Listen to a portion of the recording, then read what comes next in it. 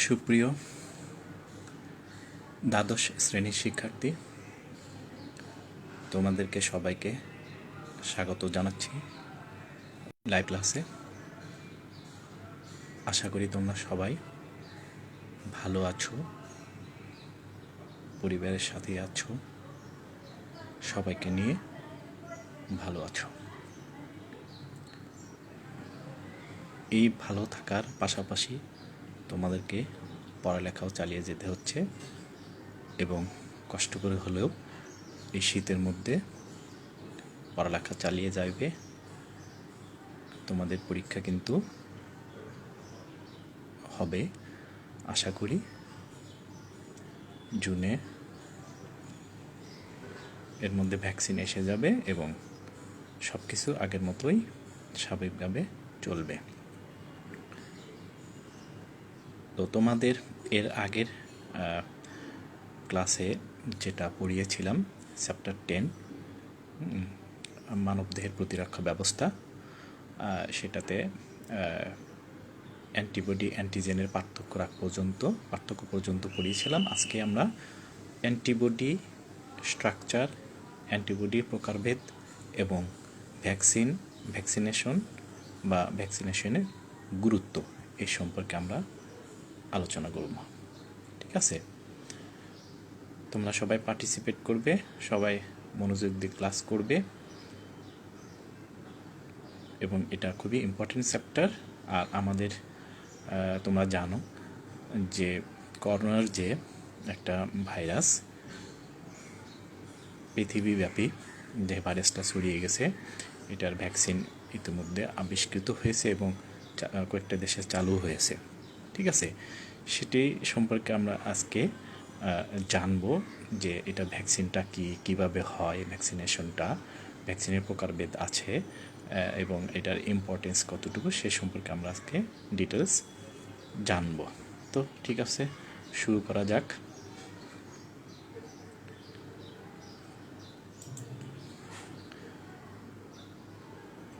তো এটা হচ্ছে আজকের চ্যাপ্টার 10 সেকেন্ড ক্লাস, যেটা ফার্স্ট ক্লাসে পড়িয়েছিলাম তোমাদেরকে আগে। আজকে সেকেন্ড ক্লাস। এটা হচ্ছে প্রথমে আমরা যেটা role of antibody in immune system. Role of antibody in immune system মানে প্রতিরক্ষা ব্যবস্থায় অ্যান্টিবডির ভূমিকা, যে অ্যান্টিবডি কী কাজ করে থাকে সেটা ভূমিকা। তো তাহলে আমরা প্রথমে এর আগেও শিখেছি যে অ্যান্টিবডি কাকে বলে, তবু আজকে আমরা একটু আলোকপাত করব যে অ্যান্টিজেনের বিরুদ্ধে বিনষ্টকারী প্রোটিন অণুকে অ্যান্টিবডি বলে। ঠিক আছে, অ্যান্টিজেনের বিরুদ্ধে। অ্যান্টিজেন তো আমরা জানি যে ভাইরাস, ব্যাকটেরিয়া, বিভিন্ন তোমার অ্যালার্জেন, এগুলি হচ্ছে, বা যে কোনো জীবাণু, ফাঙ্গাস, এগুলি হচ্ছে অ্যান্টিজেন।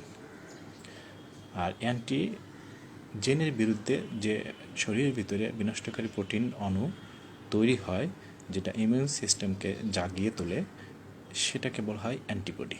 ঠিক আছে, অ্যান্টিবডি অলওয়েজ প্রোটিনধর্মী।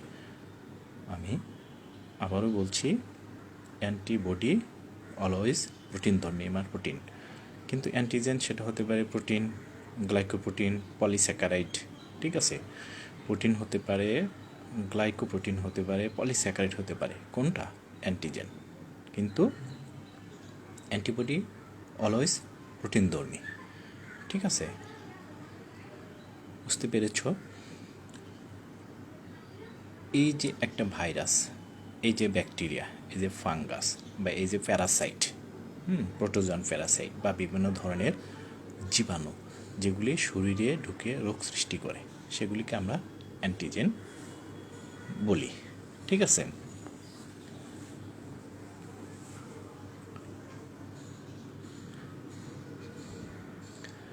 আচ্ছা, লিম্ফোসাইট একটা হচ্ছে শ্বেতরক্তকণিকার উপাদান, লিম্ফোসাইট। ঠিক আছে, শ্বেতরক্তকণিকার একটা উপাদান হচ্ছে লিম্ফোসাইট। লিম্ফোসাইট আবার দুই ধরনের, সেটা হচ্ছে টি সেল মানে টি কোষ, আর একটা হচ্ছে বি সেল বা বি কোষ। লিম্ফোসাইট এটা শ্বেত রক্তকণের একটা উপাদান। আমরা জানি শ্বেত রক্তকণের বিভিন্ন উপাদান আছে, লিম্ফোসাইট, মনোসাইট, হ্যাঁ, নিউট্রোফিল, ইসিনোফিল, বেসোফিল। তার মধ্যে একটা ইম্পর্টেন্ট হচ্ছে লিম্ফোসাইট। ঠিক আছে, সেই লিম্ফোসাইটটা হচ্ছে টু টাইপস, একটা হচ্ছে টি সেল আর একটা হচ্ছে বি সেল। দেখতে পাচ্ছ নিচে টি সেল এবং বি সেল। বি সেল আবার বিভিন্ন উপধরনে বিভক্ত হয়ে প্লাজমা সেল বা প্লাজমা কোষ নাম ধারণ করে বা পরিচিত। প্লাজমা বি সেল বা প্লাজমা কোষ তোমরা নাম শুনেছ। এই প্লাজমা কোষ থেকে তোমার যে অ্যান্টিবডি উৎপন্ন হয়, এটা হচ্ছে তোমার এক একটি প্লাজমা কোষ বা প্লাজমা বি কোষ থেকে প্রতি সেকেন্ডে কয়েক হাজার অ্যান্টিবডি তৈরি হয়। আমি আবারও বলছি, এক একটি প্লাজমা বি কোষ বা প্লাজমা বি সেল থেকে প্রতি সেকেন্ডে, ধরো এক সেকেন্ডে প্রায় কয়েক হাজার ধরনের অ্যান্টিবডি উৎপন্ন হয়। তাহলে বুঝতেই পারছো।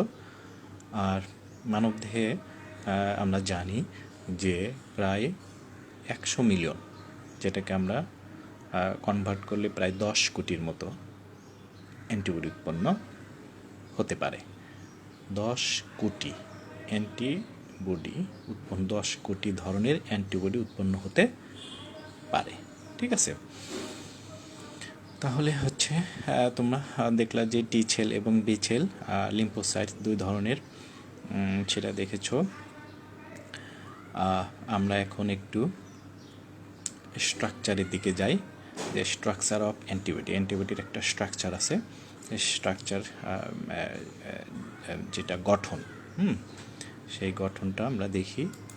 এটা হচ্ছে স্ট্রাকচার অফ অ্যান্টিবডি। ঠিক আছে, এটা হচ্ছে heavy and light chains. Structure of antibody heavy and light chains, অর্থাৎ এটা হচ্ছে ভারী ও হালকা শৃঙ্খল। এটাকে বলা হয় ভারী এবং হালকা শৃঙ্খল। গাজী আজমত বা ডক্টর আলিম স্যারের বইয়ে দেখবা এই চ্যাপ্টারে অ্যান্টিবডির একটা পিকচার দেওয়া আছে। ঠিক আছে, সেই পিকচারটা ওখান থেকে তোমরা ড্রয়িং করে নিবা।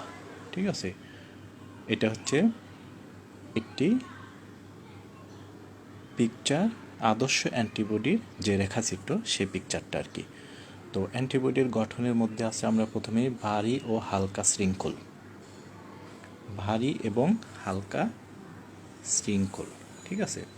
তো ভারী ও হালকা শৃঙ্খলে তারপর একটা হচ্ছে ডাইসালফাইড বন্ডস। আমি প্রত্যেকটি একটু বলি। Constant and variable reasons. Constant মানে স্থায়ী, অ্যান্ড ভ্যারিয়েবল পরিবর্তনশীল অঞ্চল, আর হিঞ্জ রিজিয়ন মানে কবজা অঞ্চল। তার ভারী এবং হালকা শৃঙ্খল, চেইনস মানে শৃঙ্খল, ডাইসালফাইড বন্ডস, এটা হচ্ছে ডাইসালফাইড বডি।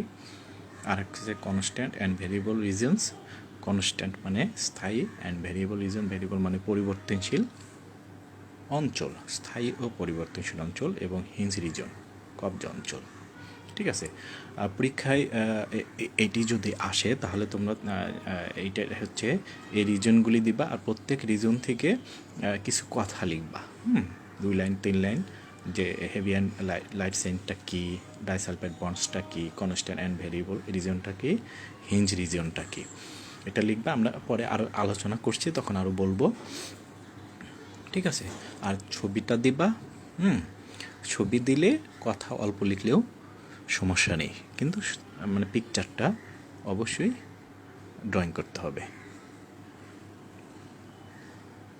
ঠিক আছে, তাহলে আমরা হেভি অ্যান্ড লাইট চেইনের মধ্যে আমরা কি কি দেখব, সেটা হচ্ছে তোমার প্রত্যেক অ্যান্টিবডিতে 2 জোড়া পলিসেপটাইড শৃঙ্খল থাকে, যেটা 1 জোড়া লম্বা ও ভারী শৃঙ্খল, যেটা আণবিক ওজন 50 থেকে 70 এবং 23, এইটুকু বর্ণনা দিলেই হবে।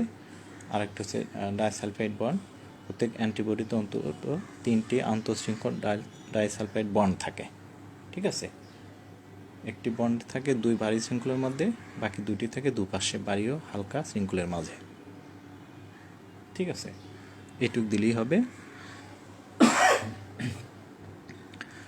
আরেকটা হচ্ছে স্থায়ী পরিবর্তনশীল অঞ্চল, যেটা হচ্ছে প্রত্যেক অ্যান্টিবডির দুই অঞ্চল বিশিষ্ট নির্মিত একটি স্থায়ী ও অন্যটি পরিবর্তনশীল অঞ্চল থাকে। এটুকু দিবা। আর হচ্ছে নির্দিষ্ট ধরনের ইমিউনোগ্লোবিন থাকে। তারপরে এটার আবার একটু আছে যে পরিবর্তনশীল অঞ্চলে উভয় শৃঙ্খলে অংশগ্রহণ করে অ্যান্টিজেন। এই অংশটির নাম প্যারাটপ। প্যারাটপ কথাটা একটু লিখবা। আর তালাচাবি পদ্ধতিতে কাজ করে। এটি তালাচাবি পদ্ধতিতে কাজ করে। চাবি হচ্ছে প্যারাটপ আর তালা হচ্ছে অ্যান্টিজেন, জীবাণু যেটা। ঠিক আছে, এটুকু লিখলেই হবে।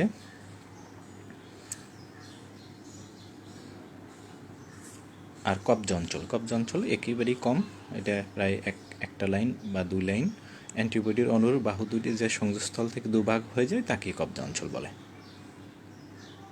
কবজা অঞ্চলে দুটি প্যারাটোপে দুটি অ্যান্টিজেনকে আটক করা যায়। এটুক লিখলেই হবে। ঠিক আছে, এইটুক ইম্পর্টেন্ট যেটা সেটুক লিখবা। আর এটুক অবশ্যই মনে রাখবা। তাহলে প্রত্যেকটা অঞ্চলে আলাদা আলাদা আমি 2 লাইন 2.5 লাইন করে বললাম। একদম যে জিস্ট বা ইম্পর্টেন্ট যে অংশটা যেটা জানতে হবে সেটাই বললাম। আর ছবিটা বই থেকে ড্রয়িং করে নিবা। ঠিক আছে, এর সাথে আমরা অ্যান্টিবডিটা একটু দিব, যেহেতু অ্যান্টিবডির স্ট্রাকচার। তো অ্যান্টিবডি কোনগুলি আছে সেগুলি আমরা একটু জানবো। আর পরীক্ষায় যখন আসবে তখন এটাও একটু দিবা যে অ্যান্টিবডির প্রকারভেদ: আইজিজি, আইজিএ, আইজিএম, আইজিডি, আইজিই। ঠিক আছে, আমরা এটা একটু মনে রাখার কৌশলটা তোমাদেরকে দেখিয়ে দিচ্ছি। কীভাবে মনে রাখতে পারবা। যেমন জির বদলে যদি তোমার জে মনে আসে তাহলে তো বিপদ। এর বদলে হঠাৎ করে এম লিখলা, এর বদলে বি লিখলা, বা এম এর বদলে এন লিখলা, তাহলে ভুল হয়ে যাবে, তাই না? বা ডির বদলে অন্য একটি লিখলা, ইর বদলে ওয়াই লিখে ফেললে বিপদ না? তাহলে আমরা এইটা যাতে ভুল না হয়, ইমিউনোগ্লোবিন আইজি, এটা গামা, জিতে গামা বোঝাচ্ছে, এতে আলফা, তাহলে গামা আলফা। আরেকটা হচ্ছে মিউ, এমতে মিউ। আইজি হচ্ছে ইমিউনোগ্লোবিউলিন, আইজিতে ইমিউনোগ্লোবিউলিন, আইতে ইমিউনো, জিতে গ্লোবিউলিন, ইমিউনোগ্লোবিউলিন। ঠিক আছে, মনে থাকবে তো? Immunoglobulin, immunoglobulin. তাহলে এটা immunoglobulin G gamma, immunoglobulin A alpha, immunoglobulin M mu, immunoglobulin D delta, immunoglobulin E epsilon. ঠিক আছে, তাহলে গামা, ডেল্টা, মিউ, আলফা এবং এপসিলন, এটা সম্পর্কে তোমরা জানো, সেটা নামকরণ করা হয়েছে। আমরা ওইটা পরে আবার আসছি। এটা একটু মনে রাখবো কিভাবে, যে জির বদলে যে যাতে না হয়, এর বদলে বি যাতে না হয়, সেটা একটু মনে রাখবো। আমরা এটা মনে রাখবো হচ্ছে, দেখো নিচে একটু দেওয়া আছে ডেঞ্জার গেম। ডেঞ্জার গেম, ডেঞ্জারের ডিটা ডেল্টা, তাহলে আই সবগুলোতে তো ইমিউনোগ্লোবিন আইজি আছেই, তাহলে এটা হচ্ছে ডেল্টা। ডেঞ্জার গেম, এটুকু মনে রাখলেই তোমরা পুরোটা। ডেঞ্জারের ডিটা এখানে ইমিউনোগ্লোবুলিন ডি। ঠিক আছে, মনে থাকবে তো? এই দেখো নিচে আইজি ডি, মানে ডেঞ্জারের প্রথম যে লাল অক্ষরটা সেখান থেকে আমরা এটা নিয়েছি ইমিউনোগ্লোবুলিন ডি। ঠিক আছে, এটা হচ্ছে তোমার মনে রাখার কৌশল, কিন্তু জাস্ট মনে রাখার কৌশল, যে ডেঞ্জার গেমটা মনে রাখলে তোমার এই 5টা যে অ্যান্টিবডি, এটার প্রকারভেদ, এটা তোমার মনে থাকবে সহজে, মানে কোনোভাবে ভুল হবে না, সেটা বিষয়। কারণ পরীক্ষাটা তাড়াহুড়া করে পরীক্ষায় গেছো, যে হ্যাঁ এর জায়গায় বি হবে, এম এর জায়গায় এন হবে, তারপরে ওয়াই জেড এক্স যা মনে আসে, পি যদি মনে আসে, কিউ যদি মনে আসে, আর যদি মনে আসে, তাহলে সমস্যা না? তো ভুল হয়ে যাবে, তাহলে তোমাকে এটা 0 দিয়ে দিবে। হ্যাঁ, এবং যে খাতা দেখবে এক্সামিনার, স্যারের মন খারাপ হয়ে যাবে, তুমি এটা কিছুই জানো না। ঠিক আছে, তাহলে পরবর্তী অ্যান্সারটার প্রতি তার একটা বিরূপ প্রভাব বা প্রতিক্রিয়া পড়বে যে স্টুডেন্টটা ভালো না। ঠিক আছে, তো আমরা এটা একদম নির্ভুল করতে চাচ্ছি একটা মনে রাখার কৌশল হিসেবে ড্যাঞ্জার গেমটা। তো ড্যাঞ্জার শব্দের মধ্যে কি ডিটা, প্রথমটা ডিটা নিয়ে আমরা IGD এটা মনে রাখছি। তারপর তুমি যেভাবে সাজাও কোনো সমস্যা নেই, তোমার থাকলেই হবে। তারপর গেমের জিতে IGG, আবার এতে IGA, এবং এমতে IGM, ইতে IGE। ঠিক আছে, এইটা আর কি, বুঝতে পেরেছ? IGG গেমের জি অক্ষরটা IGG, এ IGA, আবার এমটা হচ্ছে IGM। ঠিক আছে, বুঝতে পারছো? আর IGEটা গেমের যে লাস্ট অক্ষর IGE। তাহলে ড্যাঞ্জার গেমটা মনে রাখলে কিন্তু ড্যাঞ্জার, তোমার তো এটা মনেই থাকবে যে ড্যাঞ্জারের ডিটা নিচ্ছি আর আর অক্ষরগুলি নিচ্ছি না, আর গেমের থেকে গেম পুরোটাই নিচ্ছি, সেই গেমের থেকে GAME 4টা অক্ষরই কিন্তু হয়ে যাচ্ছে। তাহলে ড্যাঞ্জারের ডি আর গেমের 4, এই 5টা। ঠিক আছে, তাহলে তোমার সবগুলি কাভার হয়ে যাচ্ছে এবং নির্ভুল হচ্ছে, মনে থাকছে। ঠিক আছে, এবং আশা করি আজীবন মনে থাকবে এই বিষয়টি। ঠিক আছে, তো আমরা নেক্সটে যাচ্ছি তাহলে। ঠিক আছে, মনে রাখার কৌশল যেটা সেটা দেখালাম। এখন আমরা role of vaccine in immune system, immune সিস্টেমে ভ্যাকসিনের গুরুত্বটা আমরা দেখব। তাহলে ইমিউন সিস্টেমে ভ্যাকসিনের গুরুত্বটা একটু দেখব। তো ভ্যাকসিন কাকে বলে? যে শরীরের রোগ প্রতিরোধ ক্ষমতা, শরীরের রোগ প্রতিরোধ ক্ষমতা যখন দুর্বল হয়ে যায়, বা কোনো জীবাণু যখন বা জীবাণু নির্যাস যখন শরীরে যখন প্রবেশ করানো হয়, বিকল্প পদার্থ থেকে উৎপন্ন হয়ে যা বস্তু অ্যান্টিজেনের মতো আচরণ করে, হ্যাঁ, এবং সেটা শরীরে অবশ্যই অ্যান্টিবডি তৈরি করবে, উৎপন্ন করবে। এই যে শরীরের বিরুদ্ধে রোগ প্রতিরোধ ক্ষমতা গড়ে তুললো তাকে বলা হয় ভ্যাকসিন। কোনো ভ্যাকসিন যদি শরীরে দেওয়া হয়, যেমন আমরা hepatitis A vaccine, hepatitis B vaccine এগুলো দিয়ে থাকি না, তাহলে এটা হচ্ছে আসলে ওই হেপাটাইটিস যে ভাইরাস জন্য যে ভাইরাসটা দায়ী, সেই ভাইরাসটাকে আসলে ওই যে জীবাণুটা, এটা হচ্ছে দুর্বল করে বা এটা থেকে নির্যাস বের করে সেটি আসলে ইঞ্জেকশন আকারে শরীরের ভেতরে প্রবেশ করানো হয়, যাতে এটা তাহলে অবশ্যই একটা অ্যান্টিজেন। ঠিক আছে, সেই অ্যান্টিজেনের বিরুদ্ধে শরীরে রোগ প্রতিরোধ ক্ষমতা গড়ে তোলে, অ্যান্টিবডি তৈরি উৎপন্ন হয়। আমরা আগেই বলেছি তোমাদেরকে যে অ্যান্টিবডি হচ্ছে তোমার প্রোটিনধর্মী। ঠিক আছে, অ্যান্টিবডি অবশ্যই প্রোটিনধর্মী, আর অ্যান্টিজেন হচ্ছে প্রোটিনধর্মী, তারপর হচ্ছে গ্লাইকোপ্রোটিনধর্মী এবং পলিস্যাকারাইড টাইপের। ঠিক আছে, তাহলে এই যে শরীরের বিরুদ্ধে যে অ্যান্টিবডি তৈরি হয়ে শরীরকে হচ্ছে ওই জীবাণুর বিরুদ্ধে সক্ষমতা গড়ে তুললো, প্রতিরোধী করে তুললো, যেটা অনক্ষম্য বলে, অনক্ষম্য করে গড়ে তুললো, এটাকে বলা হয় ভ্যাকসিন বা টিকা। ঠিক আছে, তাহলে ভ্যাকসিন বা টিকা তোমরা জানলে।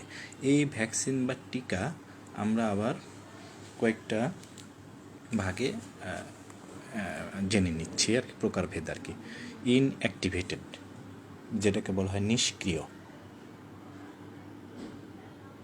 এটা হচ্ছে নিষ্ক্রিয় জীবাণু থেকে উৎপন্ন হয়, এই জন্য একে বলা হয় নিষ্ক্রিয়।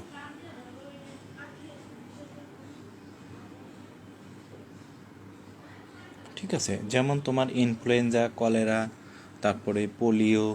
ঠিক আছে, influenza, cholera, polio, hepatitis A, rabies প্রভৃতি ভ্যাকসিন হচ্ছে নিষ্ক্রিয় অবস্থা, মানে রোগ সৃষ্টিকারী জীবাণুকে রাসায়নিক তাপ বা বিকিরণ করে প্রয়োগ করে নিষ্ক্রিয় জীবাণু থেকে উৎপন্ন করা যে ভ্যাকসিনটা, এটাকে নিষ্ক্রিয় ভ্যাকসিন এর বলা হয়। ঠিক আছে, ইনফ্লুয়েঞ্জা, কলেরা, তারপরে পোলিও, হেপাটাইটিস A, র্যাবিস, কুকুরের যেটা জলাতঙ্ক রোগের জন্য দায়ী যে ভাইরাস, র্যাবিস ভাইরাস, সেটা। তারপর হচ্ছে শক্তিহ্রাস, অ্যাটেনুয়েটেড মানে এটার বাংলা আমরা বলি শক্তিহ্রাস। ঠিক আছে, শক্তিহ্রাস হচ্ছে দুর্বল করে দেওয়া হয় জীবাণু দিয়ে, কালচার করে এটা জীবাণুকে দুর্বল করে দেওয়া হয়, শক্তিটা হ্রাস করা হয়। এটা হচ্ছে তোমার মিজলস বা মামস, পানি বসন্ত, যেমন তোমার চিকেন পক্স, তোমরা তো জানো ফেব্রুয়ারি মাসের দিকে সাধারণত চিকেন পক্স বেশি হয়। ঠিক আছে, ফেব্রুয়ারি মাসে সাধারণত চিকেন পক্স বেশি হয়। চিকেন পক্স, জল বসন্ত, বাংলা যদি বলি আমরা এটাকে বলি জল বসন্ত। টাইফয়েডও তাহলে শক্তিহ্রাসীয়, তোমরা অন্ততপক্ষে এই দুইটা মনে রাখবা, টাইফয়েড, চিকেন পক্স, এমনি এটা চিকেন পক্স, টাইফয়েড, এগুলো মনে থাকবে, অ্যাটিনিয়া শক্তিহ্রাস। হ্যাঁ, ঠিক আছে, এটা একটা ভ্যাকসিন। তারপর এটা টক্সয়েড টক্সয়েড হচ্ছে টিটেনাস, ডিপথেরিয়া। এটা হচ্ছে তোমার টক্সয়েড, যে এটাও জীবাণু নিষ্ক্রিয় পদার্থ থেকে উৎপন্ন হয়। জীবাণুকে নিষ্ক্রিয় করা হয়, নিষ্ক্রিয় থেকে যে রাসায়নিক পদার্থ বের হয় সেইটাই ইনজেকশন আকারে শরীরে ঢুকিয়ে দেওয়া হয়, যেটা হচ্ছে টিটেনাসের জন্য কাজ করে এবং টিটেনাস এবং ডিপথেরিয়ার জন্য যেটা কাজ করে। ঠিক আছে, এটা। আরেকটা হচ্ছে সাব ইউনিটটা হচ্ছে তোমার এটা হচ্ছে প্রোটিনের অংশ থেকে উৎপন্ন জীবাণু, যে তার সামান্য অংশ যে প্রোটিন অংশটা সেটা থেকে উৎপন্ন হয়। কোনো কোনো জীবাণুর সামান্য অংশ প্রোটিন অংশ থেকে, জাস্ট প্রোটিন অংশ থেকে, এর জন্য সাব ইউনিট বলা হয়েছে। হেপাটাইটিস বি ভ্যাকসিন, এটা খুবই ইম্পর্টেন্ট ভ্যাকসিন।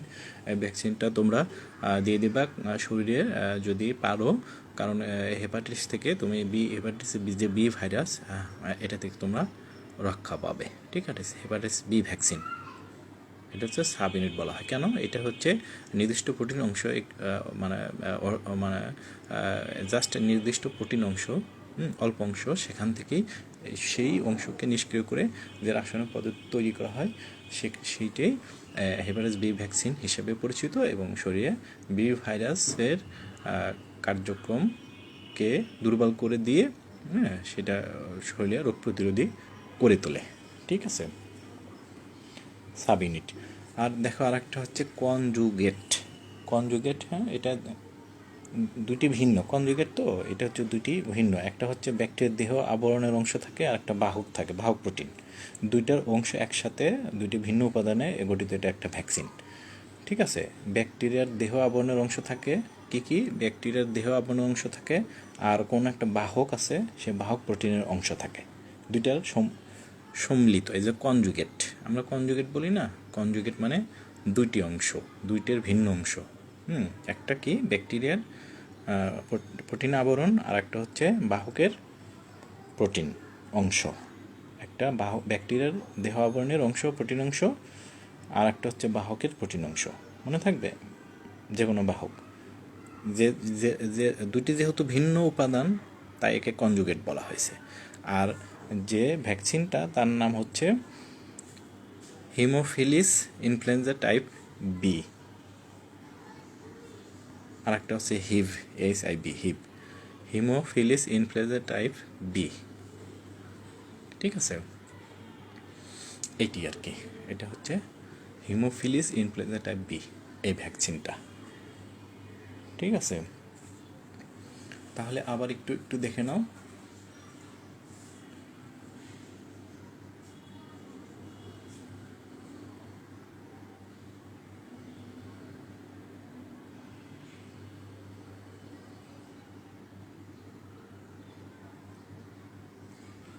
তাহলে আবার একটু দেখে নাও। Subunit, conjugate, toxoid, attenuated, inactivated. ঠিক আছে, তোমরা একটু নোট ডাউন করে ফেলবা, একটু লিখলে মনে থাকবে, না হলে কিন্তু ভুলে যাবা। তারপর আমরা এখন আসি ভ্যাকসিনেশন, যেটা বললাম।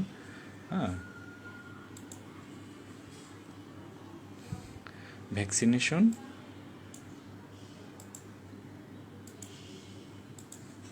তাহলে আমরা একটু ভ্যাকসিনেশন এবং ইম্পর্টেন্স অফ ভ্যাকসিনস এটা সম্পর্কে একটু আলোচনা করব। ভ্যাকসিনেশনটা হচ্ছে ওই যে আবারও বলছিলাম যে ব্যাকটেরিয়া এবং ভাইরাসের সংক্রমণ প্রতিরোধের উপায় হিসেবে যে ভ্যাকসিন শরীরের ভিতরে প্রবেশ করানো হয় টিকার মাধ্যমে, সেটাকে বলা হয় ভ্যাকসিনেশন। ঠিক আছে, ভ্যাকসিনেশন। ডক্টর এডওয়ার্ড জেনার 1776 খ্রিস্টাব্দে প্রথম গুটি বসন্তের ভ্যাকসিন আবিষ্কার করেন। 1796 খ্রিস্টাব্দে doctor Edward Jenner doctor Edward Jenner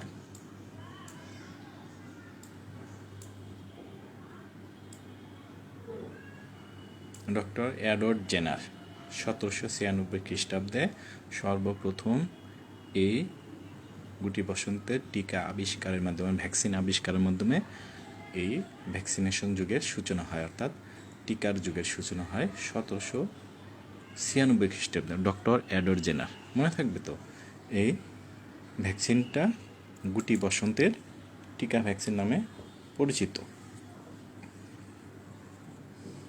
তারপরে দ্বিতীয় জেনারেশন হিসাবে হেপাটাইটিস বি ভ্যাকসিন উৎপন্ন করেন, যদিও এখনও পর্যন্ত এইডসের ভ্যাকসিন আবিষ্কৃত সেভাবে হয় নাই। আর করোনার ভ্যাকসিন তো অলরেডি বিভিন্ন দেশে এটা হচ্ছে প্রয়োগ শুরু হয়ে গেছে। হ্যাঁ, ঠিক আছে।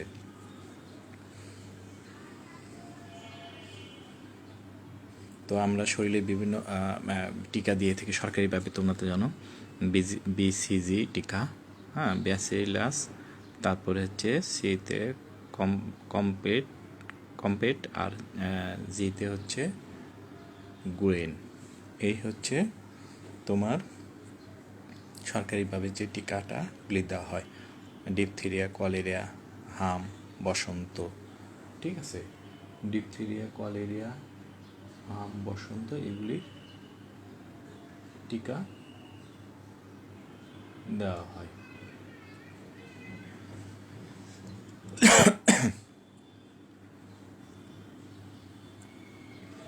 তাহলে আমাদের ভ্যাকসিনের ইম্পর্টেন্স অফ ভ্যাকসিনের যে প্রয়োজনীয়তা, এই ভ্যাকসিনের প্রয়োজনীয়তাটা কতটুকু সেটা আমরা একটু আলোচনা করি। যে আমরা জানি যে একেবারেই বয়স মানে ছোটোবেলা, ধরো জন্মের পর থেকেই যে ভ্যাকসিনগুলি দেওয়া হয়, পোলিও, টাইফয়েড, ডিপথেরিয়া, অন্যান্য মারাত্মক যে রোগগুলি সেখান থেকে বাঁচার জন্য। তারপরে নিউমোনিয়ারও ভ্যাকসিনও দেওয়া হয়। ভ্যাকসিন সাধারণত সুষ্ঠুভাবেই কাজ করে,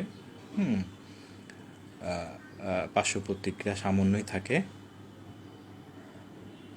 আর আমরা এটাও জানি যে ভ্যাকসিন প্রতি বছর পৃথিবীতে 3 মিলিয়ন লোক বিভিন্ন রোগ থেকে রক্ষা করে থাকে, বিভিন্ন স্থায়ী বিকলাঙ্গ হওয়া থেকে রক্ষা করে। পোলিও হলে দেখবা যে হাত পা বেঁকে যায়, পা বেঁকে যায়। ভ্যাকসিনে প্রতিরোধ যে হাম, তারপরে হুপিং কাশি, পোলিও, টাইফয়েড, সেগুলি থেকে, তারপরে মেনিনজাইটিস থেকে আমরা মুক্তি পাই। শিশু ভ্যাকসিনকে যদি না দেওয়া হয় তাহলে বিভিন্ন রোগাক্রান্ত হয়ে শিশু দুর্বল হয়ে পড়ে। তারপরে সাধারণত লিউকেমিয়া বা অন্যান্য ক্যান্সার রোগের সেরকম কোনো ভ্যাকসিন নেই, সেটা সমস্যা। শিশুকে ভ্যাকসিন যদি না দেওয়া যায়, প্রচণ্ড শক্তি নিয়ে আবার সমাজে ফিরে আসবে। শিশুকে ভ্যাকসিন না দিলে রোগ ব্যাধি প্রচণ্ড শক্তি নিয়ে আবার সমাজে সাধারণত ফিরে আসে। আর ভ্যাকসিনেশন গুরুত্ব এই যে শিশু সুস্থ থাকবে, সবল থাকবে, হাসি খুশি থাকবে, অসুখ হবে না, মন মরা হবে না, ঘরে বসে থাকবে না, অ্যাক্টিভ থাকবে। আর তাই প্রত্যেক পিতা মাতায় সাধারণত সন্তানের সুস্বাস্থ্য কামনা করেই থাকে। আমরা এর আগে একটু আলোচনা করেছিলাম প্রথম দিকে যে টি লিম্ফোসাইট, বি লিম্ফোসাইট, যেটা হচ্ছে তোমার স্মৃতিকোষের ভূমিকা আর কি। প্রতিরক্ষা সাড়া দেয়, অনুপ্রবেশকারী কথা মনে রাখে। হ্যাঁ, 2 ধরনের কোষ এ কাজে নিয়োজিত থাকে, তোমাদেরকে বলেছিলাম। হ্যাঁ, স্মৃতিকোষ, সেটা হচ্ছে বি লিম্ফোসাইট এবং টি লিম্ফোসাইট। ঠিক আছে, B cell, T cell, B lymphocyte এবং টি লিম্ফোসাইট। ঠিক আছে, বি লিম্ফোসাইট এবং টি লিম্ফোসাইট, এই 2 ধরনের কোষ, বি লিম্ফোসাইট এবং টি লিম্ফোসাইট, এই 2 ধরনের কোষ কিন্তু দেহের প্রতিরক্ষায় স্মৃতিকোষের ভূমিকা হিসেবে কাজ করে থাকে। স্মৃতিকোষের ভূমিকা হিসেবে কাজ করে থাকে। টি লিম্ফোসাইট কী করে? টি লিম্ফোসাইট হচ্ছে প্রতিরক্ষা ব্যবস্থাকে সক্রিয় করে তোলে। টি লিম্ফোসাইট এবং বি লিম্ফোসাইট। টি লিম্ফোসাইট কী করে থাকে? টি লিম্ফোসাইট প্রতিরক্ষা ব্যবস্থাকে সক্রিয় করে তোলে এবং জীবাণুকে সরাসরি আক্রমণ করে। জীবাণুকে সরাসরি আক্রমণ করে। টি লিম্ফোসাইট প্রতিরক্ষা ব্যবস্থাকে সক্রিয় করে তোলে এবং সাথে সাথে জীবাণুকে সরাসরি আক্রমণ করে থাকে। আর অন্যদিকে বি লিম্ফোসাইট অ্যান্টিবডি উৎপন্ন করে। তা বি লিম্ফোসাইট কী করে? অ্যান্টিবডি উৎপন্ন করে থাকে এবং জীবাণুকে নিষ্ক্রিয় বা ধ্বংস করে। জীবাণুকে নিষ্ক্রিয় বা ধ্বংস করে।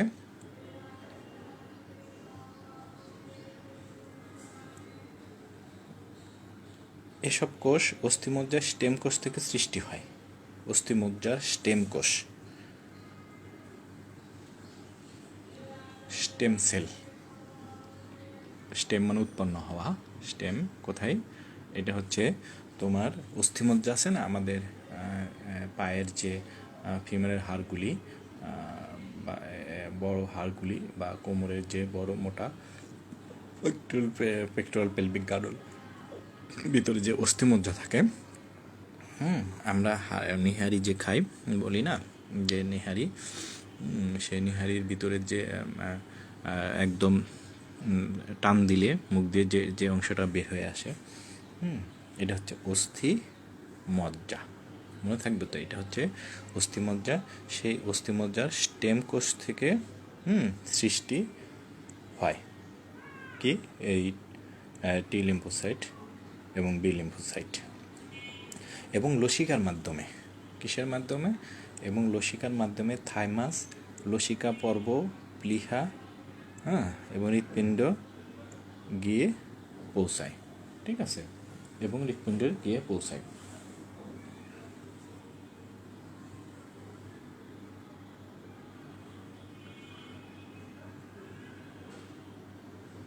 তারপর টি লিম্ফোসাইট, বি লিম্ফোসাইট সম্পর্কে একটু তোমরা ধারণা পাইলাম, আর এইগুলিতে বললাম। আর হচ্ছে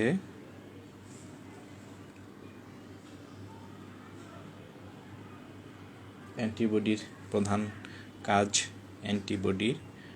অ্যান্টিবডির কাজগুলি আবার একটু বলি, যে দেহে অনুপ্রবেশকৃত ব্যাকটেরিয়া অন্যান্য ক্ষতিকর উপাদান নষ্ট করতে সহায়তা করে। ঠিক আছে, মনে থাকবে কী কাজ করে থাকে। সামগ্রিকভাবে দেহে অনুপ্রবেশকৃত ব্যাকটেরিয়া ও অন্যান্য ক্ষতিকর উপাদান নষ্ট করতে সহায়তা করে। ব্যাকটেরিয়া নিঃসৃত বিষাক্ত পদার্থকে নিষ্ক্রিয় করতে সহায়তা করে। ব্যাকটেরিয়া নিঃসৃত বিষাক্ত পদার্থকে নিষ্ক্রিয় করতে সহায়তা করে। তারপরে আমাদের মা বোনেরা যখন গর্ভকালীন সময়ে অ্যান্টিবডি মায়ের শরীর থেকে বাচ্চার শরীরে প্রবেশ করে বাচ্চার দেহে রোগ প্রতিরোধ ক্ষমতা বৃদ্ধি করে। ঠিক আছে, বাচ্চা যখন ধীরে ধীরে বড় হয় মায়ের গর্ভে, তখন মায়ের দেহের থেকে যে অ্যান্টিবডি, সেটা বাচ্চার দেহে প্রবেশ করে বাচ্চাকে রোগ প্রতিরোধ করে গড়ে তোলে। ঠিক আছে, তাহলে দেহে অনুপ্রবেশকৃত ব্যাকটেরিয়া ও অন্যান্য ক্ষতিকর উপাদান নষ্ট করতে সহায়তা করে এই অ্যান্টিবডি, যে টাইপস অফ অ্যান্টিবডি, বিভিন্ন অ্যান্টিবডি আছে, সেটা সামগ্রিকভাবে। তারপরে অ্যান্টিবডি ব্যাকটেরিয়া নিঃসৃত যে বিষাক্ত পদার্থ আছে সেটা নিষ্ক্রিয় করতে সহায়তা করে। গর্ভকালীন সময় অ্যান্টিবডি সেটা মায়ের শরীর থেকে বাচ্চার শরীরে প্রবেশ করে এবং বাচ্চার দেহে রোগ প্রতিরোধ ক্ষমতা বৃদ্ধি করে। কিছু অ্যান্টিবডি দেহে ব্যাকটেরিয়া ও ভাইরাসের অনুপ্রবেশে বাধা প্রদান করে থাকে। কিছু কিছু অ্যান্টিবডি আছে যেগুলি হচ্ছে সরাসরি বডিটা সরাসরি ভাইরাস এবং ব্যাকটেরিয়ার যে শরীরে প্রবেশ করে সরাসরি বাধা প্রদান করে থাকে।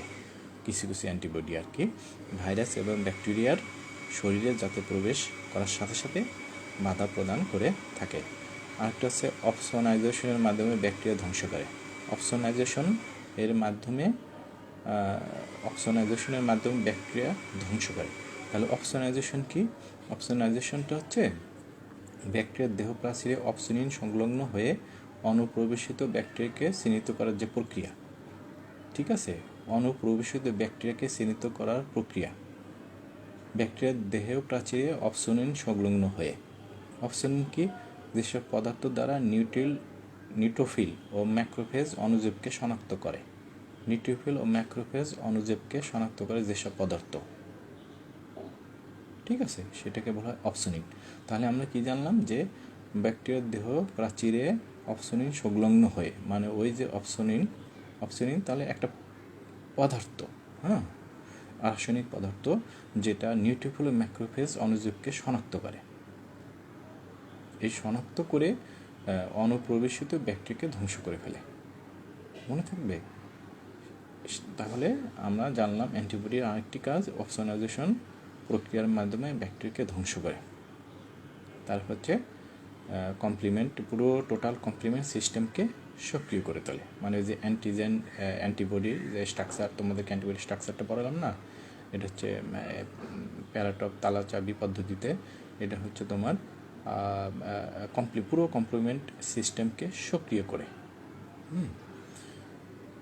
ঠিক আছে, এটা হচ্ছে তোমার অ্যান্টিবডির প্রকার। আমরা আগের ক্লাসে তোমাদের যা পড়াইছিলাম সেগুলো অ্যান্টিজেন অ্যান্টিবডির যে পার্থক্য, যে তোমাদেরকে এই যে এই অ্যান্টিজেন এবং অ্যান্টিজেনের মধ্যে যে পার্থক্য সেটা হচ্ছে যে বললাম অ্যান্টিজেনের বিরুদ্ধে বিনষ্টকারী প্রোটিন অণুকে অ্যান্টিবডি বলা হয়। আর যে সকল বিজাতীয় জীবাণুর দেহে প্রবেশ করলে অ্যান্টিবডি উৎপন্ন হয় তাকে অ্যান্টিজেন বলা হয়। আর হচ্ছে এই দেখো কেবলমাত্র প্রোটিনধর্মী অ্যান্টিবডি। আর অ্যান্টিজেন হচ্ছে প্রোটিন হতে পারে, পলিস্যাকারাইড হতে পারে, গ্লাইকোপ্রোটিন হতে পারে। ঠিক আছে, তারপর আরেকটি পার্থক্য যে প্লাজমায় অবস্থান করে, লোহিত কণিকা অবস্থান করে। এটা হচ্ছে সক্রিয় নয়, এটা হচ্ছে সক্রিয়। অ্যান্টিজেন সক্রিয় আর অ্যান্টিবডি সক্রিয় নয়, কারণ যখন অ্যান্টিজেন আসে তখন এই অ্যান্টিবডি উৎপন্ন হয় এবং তখন ধ্বংস করে থাকে, এই জন্য সক্রিয় নয়। এটা হচ্ছে রক্ষাত্মক, এটা ধ্বংসাত্মক। রক্ষাত্মক বানানটা ভুল হয়েছে মনে হয়। এটা রক্ষা করে আর এটা ধ্বংসাত্মক, মানে তোমার শরীরে ধ্বংস করে ফেলে, এই জন্য একে বলা হয় ধ্বংসাত্মক। তো এই বিষয়গুলি হচ্ছে, এটা খুবই ইম্পর্টেন্ট একটা বিষয়, অ্যান্টিজেন অ্যান্টিবডির পার্থক্যটা। আর তোমাদেরকে আগের কিছু টপিকস যেটা বলেছিলাম যে ইমিউনিটির জন্য যে সেলগুলি আছে সেগুলি তোমাদেরকে আগের ক্লাসে বলেছিলাম। তারপর একটু বলি যে নিউট্রোফিল, বেসোফিল, ইউসোনোফিল, এই যে বিষয়গুলি হচ্ছে নিউট্রোফিল, বেসোফিল, ইউসোনোফিল, মনোসাইট, এই কোষগুলি প্রত্যেকটা ইমিউনিটিতে, মানে অনাক্রমতায় বা অনাক্রমতা হচ্ছে দেহের রোগ প্রতিরোধ কে জাগিয়ে তোলা, সেইটাই হচ্ছে অনাক্রমতা। Neutrophil, basophil, eosinophil, monocyte.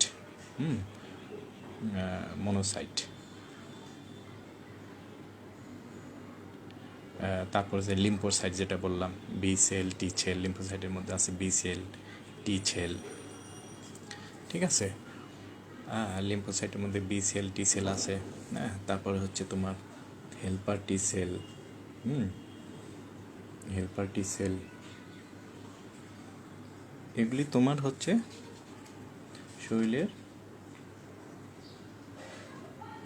কে তোমার বিভিন্ন রোগ জীবাণু থেকে রক্ষা করবে। হেল্পার টি সেল আছে, এনকে সেল মানে ন্যাচারাল সেল। আবার ওই যে প্লাজমা সেল, বি কোষ যেটা বললাম, ওই বি সেলের বিভিন্ন উপধরন আর কি, সেটা হচ্ছে বি সেল, প্লাজমা কোষে যাকে বলা হয় ম্যাক্রোফেজ। হ্যাঁ, এটা একটা। তারপর হচ্ছে ম্যাক্রোফেজই হচ্ছে বিভিন্ন সেল আছে, দেখো যেমন কুফার সেল বা কাফার সেল বা কুফার সেল বলা হয়, মনোসাইট, অ্যালভিউলার, তারপরে মাইক্রোগ্লিয়া, ডেনড্রাইটিক সেল, ডেনড্রাইটস, এগুলি আর কি।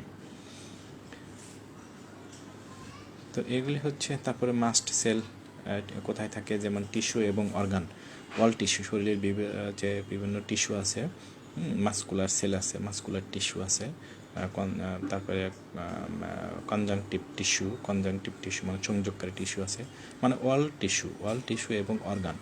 শরীরের বিভিন্ন অর্গান আছে, যেমন স্কেলেটাল অর্গান সহ বিভিন্ন অর্গান, সেগুলিতে হচ্ছে মাস্ট সেল থাকে। ঠিক আছে, তাহলে এখান থেকে তোমরা কিন্তু একেবারেই পরীক্ষার পুরো মানে চ্যাপ্টার সম্পর্কে তোমরা কিন্তু একটা খুবই গুরুত্বপূর্ণ ধারণা পেয়েছো, এবং সবগুলি বিষয় সম্পর্কে একটা ধারণার মাধ্যমে তোমরা পুরো চ্যাপ্টার সম্পর্কে একেবারে অবগত হয়ে গেছো।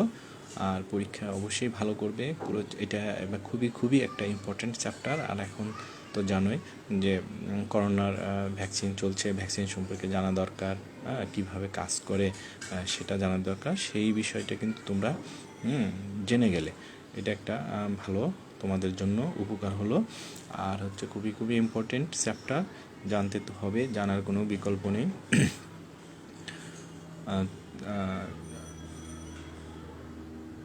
তোমরা এই বিষয়গুলি হচ্ছে memory cell, lymphocytes, antibody memory cell, এগুলি হচ্ছে। তারপর হচ্ছে সাইটোকাইন্স।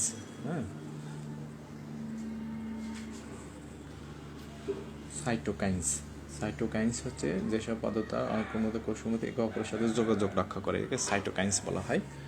যেসব পদার্থ দ্বারা অনক্রমতন্ত্রের কোষসমূহকে একে অপরের সাথে যোগাযোগ করে, মানে একে অপরের সাথে যেটা দ্বারা যোগাযোগ হয় সেটাকে বলা হয় সাইটোকাইন্স। তোমাদেরকে এর আগেও বলেছিলাম। তাহলে আমরা স্টেম কোষ যেটা, সেটা একটু জানলাম, যে স্টেম কোষ থেকে যে তৈরি হয় অস্থিমজ্জা থেকে, এবং সেটা হচ্ছে তৈরি হওয়ার পরে সেখান থেকে লসিকার মাধ্যমে থাইমাস, লসিকা পর্ব, প্লিহা, হৃৎপিণ্ড বিভিন্ন জায়গায় চলে যায়।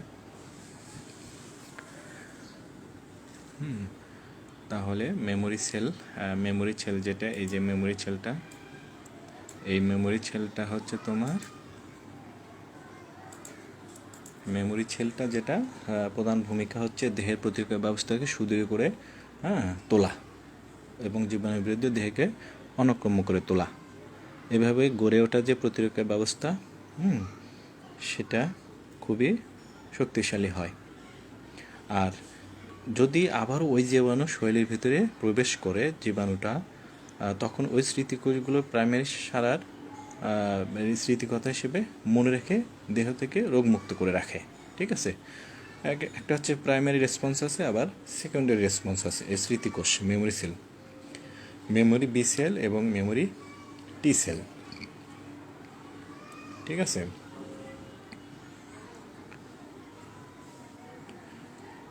তাহলে T cell, B cell, memory cell সব সম্পর্কে একটু সাধারণ ধারণা পেয়েছো। আশা করি তোমরা উপকৃত হবে, ভালোভাবে পড়াশোনা করবে। আর